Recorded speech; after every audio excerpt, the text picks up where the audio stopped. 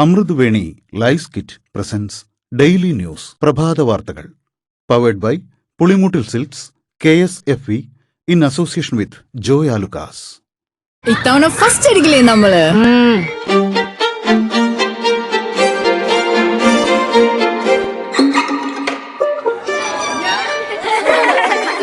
കുട്ടികൾക്കൊക്കെ പെയിൻ ശല്യം ഉണ്ടാകും. അതുകൊണ്ട് ലൈസ് കിറ്റ് ഉപയോഗിച്ച് ക്ലാസ്സിൽ വരാൻ പ്രത്യേക ശ്രദ്ധിക്കണം. ലൈസ് കിറ്റ് ലൈസ് റിമൂവർ പെയിൻ ശല്യത്തിൽ നിന്നും ഉടനടി ആശ്വാസം.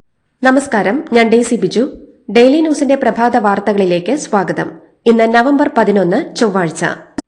ഡൽഹി ചെങ്കോട്ട മെട്രോ സ്റ്റേഷന് സമീപം ഉഗ്രസ്ഫോടനം. രാജ്യതലസ്ഥാനത്തെ നടുക്കിയ സ്ഫോടനത്തിൽ 13 മരണം.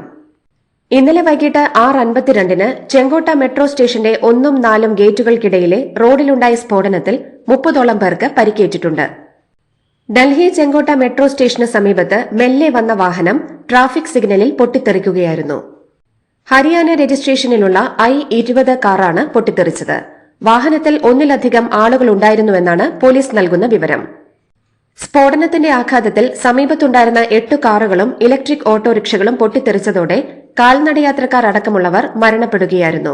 സംഭവത്തെ തുടർന്ന് ഡൽഹിയിൽ അതീവ ജാഗ്രതാ നിർദ്ദേശം പുറപ്പെടുവിച്ചു. അയൽ സംസ്ഥാനങ്ങളിലും കനത്ത ജാഗ്രത പുലർത്താൻ നിർദ്ദേശം നൽകിയിട്ടുണ്ട്. ഡൽഹി ചെങ്കോട്ട മെട്രോ സ്റ്റേഷന് സമീപത്തുണ്ടായ സ്ഫോടനത്തിൽ മുഹമ്മദ് സൽമാൻ എന്നയാളുടെ പേരിൽ രജിസ്റ്റർ ചെയ്ത HR26E 7674 എന്ന കാറാണ് പൊട്ടിത്തെറിച്ചത്. പരിക്കേറ്റവർ ദില്ലിയിലെ LNGP ആശുപത്രിയിലാണ് ചികിത്സയിലുള്ളത്. ആഭ്യന്തരമന്ത്രി അമിത്ഷാ സ്ഫോടനം നടന്ന സ്ഥലവും ആശുപത്രിയും സന്ദർശിച്ചു. സ്ഫോടനത്തിന്റെ കാരണം ഇപ്പോൾ പറയാറായിട്ടില്ലെന്നും എല്ലാ വശങ്ങളും പരിശോധിച്ച് സമഗ്രമായ അന്വേഷണം നടത്തുമെന്നും അമിത്ഷാ പറഞ്ഞു. അതേസമയം സ്ഫോടനം ഭീകരാക്രമണമെന്ന സൂചനയാണ് ഉന്നത വൃത്തങ്ങൾ നൽകുന്നത്. ഡൽഹി ചെങ്കോട്ടയിലെ സ്ഫോടനത്തിന് ഉപയോഗിച്ച കാറിന്റെ നിലവിലെ ഉടമ ജമ്മു കാശ്മീരിലെ പുൽവാമ സ്വദേശി താരിഖ് എന്ന് സൂചന. മുഹമ്മദ് സൽമാനായിരുന്നു വാഹനത്തിന്റെ ആദ്യ ഉടമ. സൽമാനെയും കാർ സൽമാനിൽ നിന്ന് വാങ്ങിയ ദേവേന്ദറെയും പോലീസ് ചോദ്യം ചെയ്തു. വാഹനം സാമ്പത്തിക ഞെരുക്കം കാരണം വിറ്റെന്നാണ് സൽമാന്റെ ഭാര്യ വിശദമാക്കിയത്. മറ്റൊരാൾക്ക് കാർ കൈമാറിയെന്നാണ് ദേവേന്ദർ പോലീസിനോട് വിശദമാക്കിയിട്ടുള്ളത്.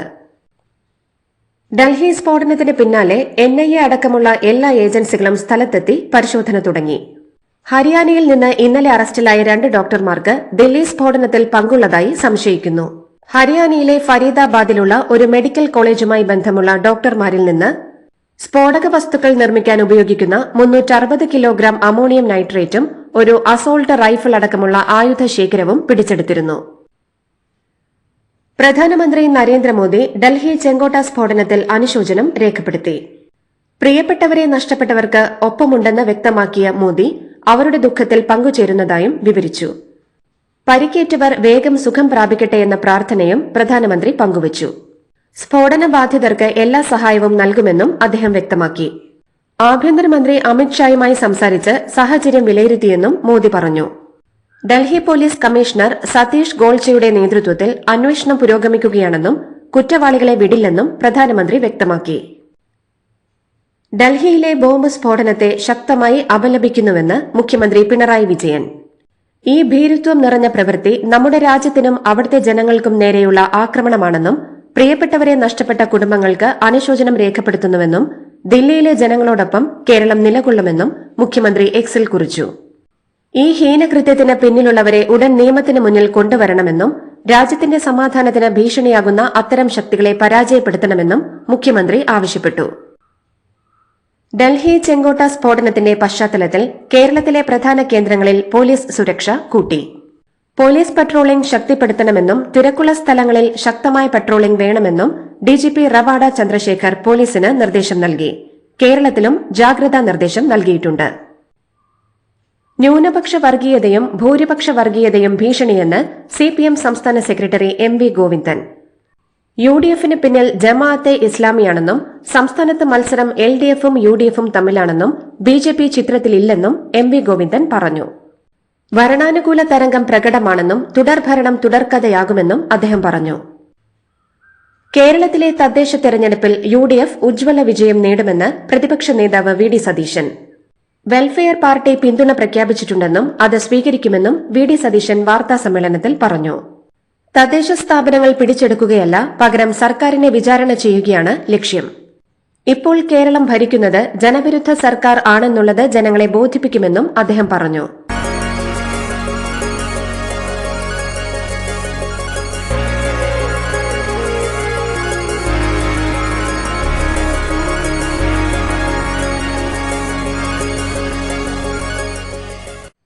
തിരുവനന്തപുരം കോർപ്പറേഷൻ ഭരണം നിലനിർത്താൻ ലക്ഷ്യമിട്ട് പ്രമുഖരെ അണിനിരത്തി LDF 93 സീറ്റുകളിലേക്കുള്ള സ്ഥാനാർത്ഥികളെ പ്രഖ്യാപിച്ചു. ഇതോടെ കോർപ്പറേഷൻ തെരഞ്ഞെടുപ്പിന്റെ മത്സരചിത്രം തെളിഞ്ഞു. നേരത്തെ കോൺഗ്രസും BJPയും ആദ്യഘട്ട സ്ഥാനാർത്ഥികളെ പ്രഖ്യാപിച്ചിരുന്നു. 2 ഡസൻ പോലീസിന്റെ അകമ്പടിയിൽ ജീവിച്ചയാൾ ഒരു പട്ടി ചത്തുകിടന്നാൽ കുഴിച്ചിടാൻ വരുമോ എന്ന് തിരുവനന്തപുരം CPM ജില്ലാ സെക്രട്ടറി V. ജോയ്. തിരുവനന്തപുരം കോർപ്പറേഷനിലെ BJP സ്ഥാനാർത്ഥിയും മുൻ DGPയുമായ ശ്രീലേഖയ്ക്കെതിരെയാണ് ജോയിയുടെ ഒളിയമ്പ്. സാധാരണക്കാരുമായി ചേർന്ന് നിൽക്കുന്ന ആളുകളെയാണ് യഥാർത്ഥത്തിൽ ജനങ്ങൾ ആഗ്രഹിക്കുന്നതെന്നും മുൻപിലും പിറകിലും എസ്കോർട്ട് വാഹനങ്ങളും പൈലറ്റുമെല്ലാമായി പോയിട്ടുള്ളവർ ഒരു സുപ്രഭാതത്തിൽ ജനങ്ങളെ സേവിക്കാൻ വരുമ്പോൾ ജനങ്ങൾക്ക് അത് കൃത്യമായി മനസ്സിലാകുമെന്നും ജോയി പറഞ്ഞു. തൃശൂർ കോർപ്പറേഷനിലും ജില്ലാ പഞ്ചായത്തിലേക്കുമുള്ള 1ാം ഘട്ട സ്ഥാനാർത്ഥി പട്ടിക പുറത്തിറക്കി കോൺഗ്രസ്. തൃശൂർ കോർപ്പറേഷനിൽ 24 സ്ഥാനാർത്ഥികളെയാണ് പ്രഖ്യാപിച്ചത്. KPCC സെക്രട്ടറിമാരായ ജോൺ ഡാനിയൽ പാട്ടുരായ്ക്കലിലും സിവിൽ സ്റ്റേഷനിൽ A. പ്രസാദും മത്സരിക്കും. Thiruvambadi Devaswom secretary K. ഗിരീഷ് കുമാർ കോട്ടപ്പുറത്ത് മത്സരിക്കും. 4 ജനറൽ സീറ്റുകളിൽ കോൺഗ്രസ് വനിതകളെ മത്സരിപ്പിക്കുന്നുണ്ട്. തിരുവനന്തപുരത്ത് LDFനെ സഹായിക്കാനാണ് K. മുരളീധരൻ ശ്രമിക്കുന്നതെന്ന് BJP മുൻ സംസ്ഥാന അധ്യക്ഷൻ K. സുരേന്ദ്രൻ. BJP ജയിക്കാതിരിക്കാനാണ് UDF ഇപ്പോൾ കാണിക്കുന്ന ഉത്സാഹമെന്നും അദ്ദേഹം പറഞ്ഞു. കേരളത്തിൽ പലയിടത്തും LDF UDF സഖ്യങ്ങളുണ്ടെന്നും UDF ജമാഅത്തെ ഇസ്ലാമിയുമായും SDPIയുമായും രഹസ്യ സഖ്യത്തിലാണെന്നും പാലക്കാടും പന്തളവും നിലനിർത്തി കൂടുതൽ നഗരസഭകൾ NDA പിടിച്ചെടുക്കുമെന്നും അദ്ദേഹം പറഞ്ഞു. ന്യൂനപക്ഷ വിഭാഗങ്ങളിൽ നിന്നുള്ളവർക്ക് തദ്ദേശ തെരഞ്ഞെടുപ്പിൽ BJP കൂടുതൽ സീറ്റ് നൽകുമെന്ന് BJP ദേശീയ ഉപാധ്യക്ഷൻ AP അബ്ദുള്ളക്കുട്ടി. കോഴിക്കോട് കോർപ്പറേഷനിലും സ്ഥാനാർത്ഥി പട്ടികയിൽ ന്യൂനപക്ഷ വിഭാഗങ്ങൾക്ക് പ്രാതിനിധ്യമുണ്ടാകും. കൂടുതൽ ന്യൂനപക്ഷങ്ങൾ BJPയിലേക്ക് വരുമെന്നും നല്ല പ്രതികരണമാണ് ലഭിക്കുന്നതെന്നും അദ്ദേഹം പറഞ്ഞു. തദ്ദേശ തെരഞ്ഞെടുപ്പിൽ പാലക്കാട് മുനിസിപ്പാലിറ്റിയിൽ വെൽഫെയർ പാർട്ടിയുമായി ധാരണയില്ലെന്ന് UDF. പാലക്കാട്ടെ സീറ്റ് വിഭജന ചർച്ചകൾ ഏറെക്കുറെ പൂർത്തിയായെന്നും നേതാക്കൾ പറയുന്നു. അതേസമയം വെൽഫെയർ പാർട്ടിക്ക് വേണ്ടി ഔദ്യോഗിക സ്ഥാനാർത്ഥികളെ തോൽപ്പിക്കാൻ ലീഗ് നേതൃത്വം ധാരണയുണ്ടാക്കിയെന്ന ആരോപണവുമായി ലീഗ് മുൻ ഭാരവാഹികൾ രംഗത്തെത്തിയിരുന്നു. ജനകീയ കൂട്ടായ്മ രൂപീകരിച്ച് തെരഞ്ഞെടുപ്പിൽ മത്സരിക്കുമെന്നും നേതാക്കൾ പ്രഖ്യാപിച്ചു. പാലക്കാട് നടന്ന സംസ്ഥാന സ്കൂൾ ശാസ്ത്രോത്സവത്തിൽ ഓവറോൾ ചാമ്പ്യന്മാരായി മലപ്പുറം ജില്ല. ആതിഥേയരായ പാലക്കാട് 2ാം സ്ഥാനവും കണ്ണൂർ 3ാം സ്ഥാനവും നേടി. 1548 പോയിന്റും 21 1ാം സ്ഥാനങ്ങളും നേടിയാണ് മലപ്പുറം ചാമ്പ്യന്മാരായത്. Wayanad Dwaraka sacred heart HSS ആണ് സ്കൂളുകളിൽ ചാമ്പ്യന്മാർ. കാഞ്ഞങ്ങാട് ദുർഗ HSS 2ാം സ്ഥാനവും ഇടുക്കി കൂമ്പൻപാറ FMG HSS 3ാം സ്ഥാനവും നേടി. PM ശ്രീ സംബന്ധിച്ച് കേരള സർക്കാർ എടുത്ത നിലപാട് കേന്ദ്ര വിദ്യാഭ്യാസ മന്ത്രിയെ അറിയിച്ചതായി മന്ത്രി V. ശിവൻകുട്ടി. രേഖാമൂലമല്ല അറിയിച്ചതെന്നും PM ശ്രീ മരവിപ്പിച്ചുവെന്ന് കേന്ദ്രത്തോട് വാക്കാൽ പറഞ്ഞിട്ടുണ്ടെന്നും മന്ത്രി പറഞ്ഞു. കേന്ദ്ര വിദ്യാഭ്യാസ മന്ത്രിയുമായുള്ള കൂടിക്കാഴ്ചയ്ക്ക് ശേഷം നടത്തിയ വാർത്താ സമ്മേളനത്തിലാണ് ഇക്കാര്യം അറിയിച്ചത്. ഫണ്ട് നഷ്ടപ്പെടാതിരിക്കാനുള്ള കാര്യങ്ങൾ ചെയ്തിട്ടുണ്ടെന്ന് പറഞ്ഞ മന്ത്രി ഇനിയെല്ലാം വരുന്നിടത്ത് വെച്ച് കാണാമെന്നും ബിനോയ് വിശ്വം പറയുന്നത് ചോദ്യം ചെയ്യാനുള്ള ത്രാണിയും ശേഷിയും തനിക്കില്ലെന്നും വ്യക്തമാക്കി. ദുർമന്ത്രവാദ പ്രവൃത്തികളും ആഭിചാരക്രിയകളും തടയുന്നതിന് നിയമം അനിവാര്യമാണെന്നാണ് സമീപകാല സംഭവങ്ങൾ തെളിയിക്കുന്നതെന്ന് വനിതാ കമ്മീഷൻ അധ്യക്ഷ അഡ്വക്കേറ്റ് P. സതീദേവി. കോഴിക്കോട് നടന്ന ജില്ലാതല സിറ്റിംഗിന് ശേഷം സംസാരിക്കുകയായിരുന്നു വനിതാ കമ്മീഷൻ അധ്യക്ഷ. കോട്ടയത്ത് പെൺകുട്ടിയുടെ പരാതി ലഭിച്ചതുകൊണ്ട് മാത്രമാണ് പോലീസിന് കേസെടുക്കാൻ കഴിഞ്ഞതെന്നും അവർ കൂട്ടിച്ചേർത്തു. കേരള സർവകലാശാലയിലെ ജാതി അധിക്ഷേപ കേസിൽ സംസ്കൃത വകുപ്പ് മേധാവി ഡോക്ടർ CN വിജയകുമാരിയുടെ അറസ്റ്റ് ഹൈക്കോടതി താൽക്കാലികമായി തടഞ്ഞു. വിജയകുമാരി നൽകിയ മുൻകൂർ ജാമ്യാപേക്ഷയിലാണ് നടപടി. ഗവേഷക വിദ്യാർത്ഥി വിപിൻ വിജയന്റെ പരാതിയിൽ ശ്രീകാര്യം പോലീസാണ് കേസെടുത്തത്. കൊച്ചി തമ്മനത്ത് കൂറ്റൻ കുടിവെള്ള ടാങ്ക് തകർന്ന് മുടങ്ങിയ ജലവിതരണം പുനഃസ്ഥാപിക്കുന്നത് വൈകും. ഇന്ന് വൈകിട്ടോ നാളെയോ മാത്രമേ പമ്പിംഗ് തുടങ്ങാനാകൂ എന്ന് ജലവിഭവ വകുപ്പ് മന്ത്രി റോഷി അഗസ്റ്റിൻ പറഞ്ഞു. ദിവസേന 3 തവണ പമ്പിംഗ് നടത്തുമെന്നും വെള്ളം എത്താത്തിടത്തേക്ക് ടാങ്കർ ലോറികളിൽ വെള്ളം എത്തിക്കുമെന്നും മന്ത്രി പറഞ്ഞു. കൺഗ്രാചുലേഷൻസ്. മിടുക്കിയാട്ടോ. പൈലറ്റ് ആവണമെന്ന് പറയണേ. അവളുടെ ആഗ്രഹമല്ലേ, അവള് പറക്കട്ടെ. ചെലവ് എത്രയാന്ന്? KSFE പുതിയ ഹാർമണി ചുറ്റി ചേരണം. കണ്ണടച്ചു തുറക്കും മുമ്പ് അവളുടെ +2 കഴിയില്ലേ. കടം വാങ്ങാതെയും സ്ഥലം വിൽക്കാതെയും കുട്ടികളെ പഠിപ്പിക്കാം. KSFE ഹാർമണി ചിട്ടികൾ. KSFE ഹാർമണി ചുറ്റിയിൽ ചേരുന്ന 100 ഭാഗ്യശാലികൾക്ക് സിംഗപ്പൂർ യാത്ര സൗജന്യം. തിരുവനന്തപുരം SAT ആശുപത്രിയിൽ പ്രസവത്തിനെത്തിയ യുവതി ആശുപത്രിയിൽ നിന്നുണ്ടായ അണുബാധയെ തുടർന്ന് മരിച്ചെന്ന പരാതിയിൽ വിശദ അന്വേഷണത്തിന് ആരോഗ്യവകുപ്പ്. തിരുവനന്തപുരം മെഡിക്കൽ കോളേജ് ആശുപത്രിക്ക് പുറത്തുനിന്നുള്ള വിദഗ്ധരായിരിക്കും പരാതി അന്വേഷിക്കുക. ആശുപത്രിയിൽ നിന്ന് അണുബാധ ഉണ്ടാകാനുള്ള സാധ്യത പൂർണ്ണമായി തള്ളുകയാണ് SAT ആശുപത്രി അധികൃതർ. KSRTC ഇന്ധനക്ഷമത മെച്ചപ്പെടുത്താനുള്ള പുതിയ പദ്ധതികൾ നടപ്പിലാക്കുന്നു. 1 ലിറ്റർ ഡീസൽ ചലഞ്ച് പോലുള്ള കർമ്മ പരിപാടികളിലൂടെ പ്രതിമാസം 1 കോടി രൂപ വരെ ലാഭിക്കാനും ഡീസൽ ചെലവ് 100 കോടിക്ക് താഴെ എത്തിക്കാനുമാണ് കോർപ്പറേഷൻ ലക്ഷ്യമിടുന്നത്. തിരുവിതാംകൂർ ദേവസ്വം ബോർഡ് പ്രസിഡന്റായി മുൻ ചീഫ് സെക്രട്ടറിയും മുൻ IAS ഉദ്യോഗസ്ഥനുമായ K. ജയകുമാറിനെ നിയമിച്ച് സംസ്ഥാന സർക്കാർ ഉത്തരവിറക്കി. 2 വർഷത്തേക്കാണ് നിയമനം. ബോർഡ് അംഗമായി മുൻ മന്ത്രിയും CPI നേതാവുമായ K. രാജുവിനെയും നിയമിച്ചു. നടിയെ ആക്രമിച്ച കേസ് വിചാരണ കോടതി പരിഗണിക്കുന്നത് ഈ മാസം 20ലേക്ക് മാറ്റി. വിസ്താര നടപടികൾ അവസാന ഘട്ടത്തിലാണ്. 20നോ അതിനോടടുത്ത ദിവസങ്ങളിലോ വിധി പ്രസ്താവനത്തിനുള്ള തീയതി നിശ്ചയിക്കുമെന്നാണ് കരുതുന്നത്. നടൻ ദിലീപ് 8ാം പ്രതിയായ കേസ് എറണാകുളം പ്രിൻസിപ്പൽ സെഷൻസ് കോടതിയിലാണ് നടക്കുന്നത്. 2017 ഫെബ്രുവരി 17-ന് യുവനടിയെ തട്ടിക്കൊണ്ടുപോയി ബലാത്സംഗം ചെയ്തെന്നും നഗ്നദൃശ്യങ്ങൾ പകർത്തിയെന്നുമാണ് കേസ്.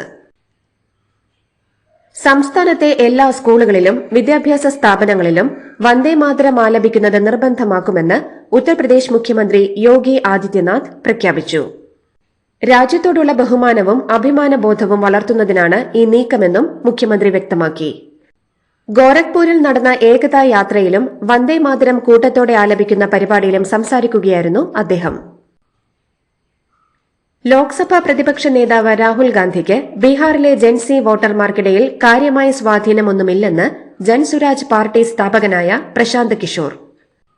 ബീഹാറിലെ ജൻസി വോട്ടർമാർ ഒറ്റക്കെട്ടായ വിഭാഗമല്ല എന്നും അവരുടെ സ്വഭാവങ്ങൾ തമ്മിൽ മാറ്റമുണ്ടെന്നും രാഹുൽ ഗാന്ധിയുടെ ആഹ്വാനങ്ങൾക്കനുസരിച്ച് അവർ പ്രവർത്തിക്കില്ല എന്നും പ്രശാന്ത് കിഷോർ വ്യക്തമാക്കി. തിരുമല തിരുപ്പതി ദേവസ്ഥാനത്തെത്തുന്ന ലക്ഷക്കണക്കിന് തീർത്ഥാടകർക്കും ഭക്തർക്കും വിതരണം ചെയ്യുന്ന പ്രധാന വഴിപാട് നേദ്യമായി ശ്രീവരി ലഡു നിർമ്മിക്കുന്നതിനായി ദേവസ്ഥാനത്തിന് വിതരണം ചെയ്ത മായം ചേർത്ത നെയ്യുമായി ബന്ധപ്പെട്ട് 50 ലക്ഷം രൂപയുടെ പണമിടപാട് നടന്നതായി അന്വേഷണ സംഘത്തിന്റെ ആരോപണം. ഉത്തർപ്രദേശ് ആസ്ഥാനമായുള്ള പ്രീമിയർ അഗ്രി ഫുഡ്സ് പ്രൈവറ്റ് ലിമിറ്റഡുമായി ബന്ധമുള്ള ഹവാല ഏജന്റുമാരിൽ നിന്ന് 50 ലക്ഷം രൂപ സ്വീകരിച്ചതായാണ് കണ്ടെത്തൽ. മുതിർന്ന BJP നേതാവ് LK അദ്വാനിയെ പ്രശംസിച്ച ശശി തരൂരിന്റെ പ്രസ്താവനയ്ക്ക് പിന്നാലെ കോൺഗ്രസിനെ രൂക്ഷമായി വിമർശിച്ചും തരൂരിന് പരോക്ഷ പിന്തുണ നൽകിയും BJP രംഗത്ത്. INC ഇപ്പോൾ ഇൻടോളറേറ്റ് നാഷണൽ കോൺഗ്രസ് ആയോ എന്നും പൊതുജീവിതത്തിൽ അടിസ്ഥാന മര്യാദ പ്രകടിപ്പിക്കുന്നത് പാർട്ടിക്ക് സഹിക്കാൻ പോലും കഴിയില്ലേ എന്നും BJP ദേശീയ വക്താവ് CR കേശവൻ ചോദിച്ചു. ബംഗളൂരു അന്താരാഷ്ട്ര വിമാനത്താവളത്തിൽ ആളുകൾ നമസ്കരിക്കുന്നതിന് വീഡിയോ പുറത്തുവന്നതിന് പിന്നാലെ കർണാടകയിൽ സർക്കാരിനെതിരെ BJP രംഗത്ത്. സംഭവം ഗുരുതരമായ സുരക്ഷാ വീഴ്ചയാണെന്നും RSS പദസഞ്ചലനം നടത്തിയപ്പോൾ എതിർത്ത കോൺഗ്രസ് സർക്കാർ ഈ വിഷയത്തിൽ ഇരട്ടത്താപ്പ് കാണിക്കുകയാണെന്നും BJP ആരോപിച്ചു. ഭീകരാക്രമണ പദ്ധതിയുമായി ബന്ധപ്പെട്ട് രാജ്യവ്യാപകമായി കനത്ത പരിശോധന. പരിശോധനയിൽ 7 പേർ അറസ്റ്റിലായതായി ജമ്മു കാശ്മീർ പോലീസ് അറിയിച്ചു. ഭീകര സംഘടനയായ ജെയ്ഷെ മുഹമ്മദുമായി ബന്ധമുള്ളവരാണ് പിടിയിലായത്. വൈറ്റ് കോളർ ഭീകര സംഘമാണ് പിടിയിലായതെന്ന് ജമ്മു കാശ്മീർ പോലീസ് അറിയിച്ചു. ഇതോടുകൂടി ഡെയിലി ന്യൂസിന്റെ ഇന്നത്തെ പ്രഭാത വാർത്തകൾ സമാപിക്കുന്നു. ഡെയിലി ന്യൂസിന് വേണ്ടി വാർത്തകൾ വായിച്ചത് ഡെയ്സി ബിജു. ഡെയിലി ന്യൂസ് ലൈവ്.in വാർത്തകൾ വിരൽ തുമ്പിൽ.